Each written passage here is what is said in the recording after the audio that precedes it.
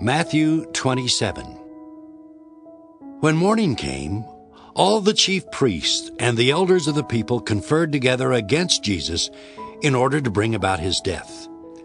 They bound him, led him away, and handed him over to Pilate the governor. When Judas, his betrayer, saw that Jesus was condemned, he repented and brought back the 30 pieces of silver to the chief priests and the elders. He said, "I have sinned by betraying innocent blood." But they said, "What is that to us? See to it yourself." Throwing down the pieces of silver in the temple, he departed, and he went and hanged himself.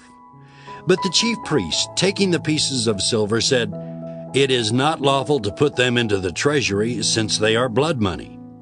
After conferring together, they used them to buy the potter's field as a place to bury foreigners. For this reason, that field has been called the Field of Blood to this day. Then was fulfilled what had been spoken through the prophet Jeremiah.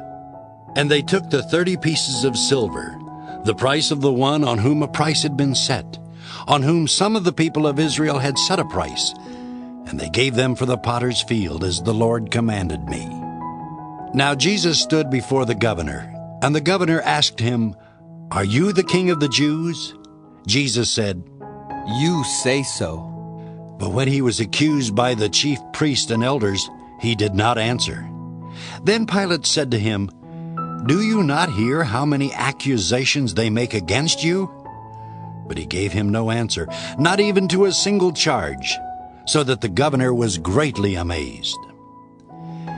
Now at the festival, the governor was accustomed to release a prisoner for the crowd, anyone whom they wanted.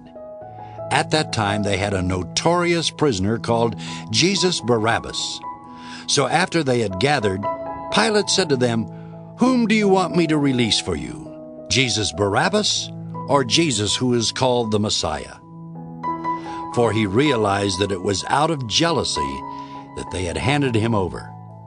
While he was sitting on the judgment seat, his wife sent word to him, "Have nothing to do with that innocent man, for today I have suffered a great deal because of a dream about him." Now the chief priests and the elders persuaded the crowds to ask for Barabbas and to have Jesus killed. The governor again said to them, "Which of the two do you want me to release for you?" And they said, "Barabbas." Pilate said to them, "Then what should I do with Jesus, who is called the Messiah?" All of them said, "Let him be crucified." Then he asked, "Why? What evil has he done?" But they shouted all the more, "Let him be crucified." So when Pilate saw that he could do nothing, but rather that a riot was beginning, he took some water and washed his hands before the crowd, saying, "I am innocent of this man's blood. See to it yourselves." Then the people as a whole answered, "His blood be on us and on our children." So he released Barabbas for them, and after flogging Jesus, he handed him over to be crucified. Then the soldiers of the governor took Jesus into the governor's headquarters, and they gathered the whole cohort around him. They stripped him and put a scarlet robe on him, and after twisting some thorns into a crown, they put it on his head. They put a reed in his right hand and knelt before him and mocked him, saying, "Hail, King of the Jews!" They spat on him and took the reed and struck him on the head. After mocking him, they stripped him of the robe and put his own clothes on him. Then they led him away to crucify him. As they went out, they came upon a man from Cyrene named Simon. They compelled this man to carry his cross. And when they came to a place called Golgotha, which means place of a skull, they offered him wine to drink, mixed with gall. But when he tasted it, he would not drink it. And when they had crucified him, they divided his clothes among themselves by casting lots. Then they sat down there and kept watch over him. Over his head they put the charge against him, which read, "This is Jesus, the King of the Jews." Then 2 bandits were crucified with him, one on his right and one on his left. Those who passed by derided him, shaking their heads and saying, "You who would destroy the temple and build it in 3 days, save yourself. If you are the Son of God, come down from the cross. In the same way the chief priest also, along with the scribes and elders, were mocking him, saying, "He saved others, he cannot save himself. He is the King of Israel. Let him come down from the cross now, and we will believe in him. He trusts in God. Let God deliver him now if he wants to, for he said, 'I am God's son.'" The bandits who were crucified with him also taunted him in the same way. From noon on, darkness came over the whole land until 3 p.m. And about 3 o'clock, Jesus cried with a loud voice, Eli, Eli, lema sabachthani. That is, My God, why have you forsaken me? when some of the bystanders heard it, they said, "This man is calling for Elijah." At once one of them ran and got a sponge, filled it with sour wine, put it on a stick, and gave it to him to drink. But the others said, "Wait, let us see whether Elijah will come to save him." Then Jesus cried again with a loud voice and breathed his last.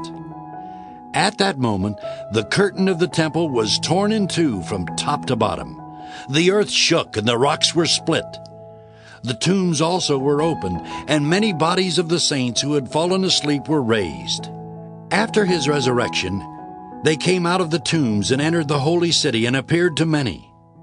Now when the centurion and those with him who were keeping watch over Jesus saw the earthquake and what took place, they were terrified and said, "Truly, this man was God's son." Many women were also there, looking on from a distance. They had followed Jesus from Galilee and had provided for him. Among them were Mary Magdalene and Mary, the mother of James and Joseph, and the mother of the sons of Zebedee.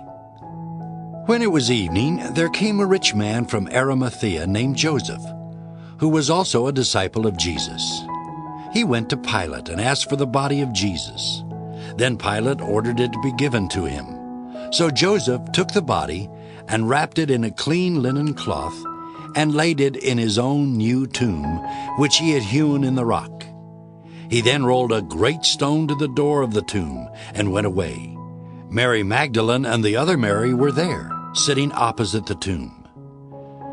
The next day, that is, after the day of preparation, the chief priests and the Pharisees gathered before Pilate and said, "Sir, we remember what that impostor said while he was still alive. 'After 3 days I will rise again.' Therefore command the tomb to be made secure until the 3rd day. Otherwise his disciples may go and steal him away and tell the people, 'He has been raised from the dead,' and the last deception would be worse than the first." Pilate said to them, "You have a guard of soldiers. Go, make it as secure as you can." So they went with the guard and made the tomb secure by sealing the stone.